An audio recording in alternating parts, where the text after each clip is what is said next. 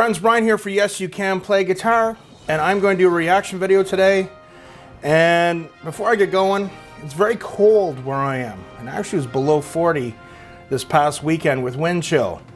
So if you got guitars in your house, if you got guitars in your room, pay attention to the humidity, okay?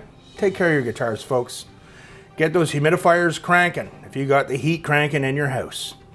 Okay, we are going to do a reaction video today to something a little bit different. This is called the DEWA19 All-Stars. Okay. And I had many requests for this, so I'm going to check this one out. And let's see what's up. So already I can see Derek Sherinian is in this, and I am a big fan of Derek Sherinian from when he was in Dream Theater. I actually just bought another Planet X album on iTunes yesterday. Phenomenal keyboard player. I hope to play with him one day, maybe a collaboration of some sort. But also Billy Sheehan, bass player extraordinaire. Love it.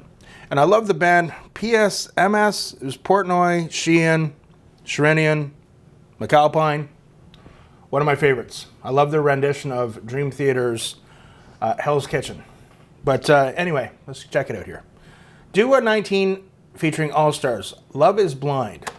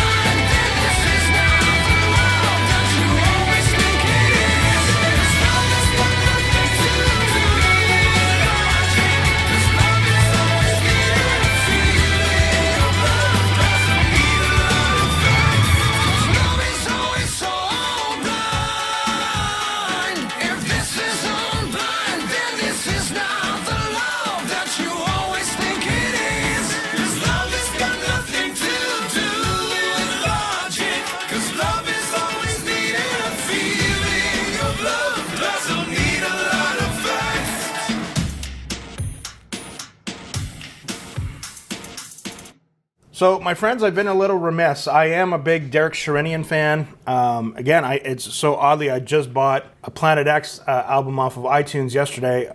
I was listening to the song 1470 Apocalypse.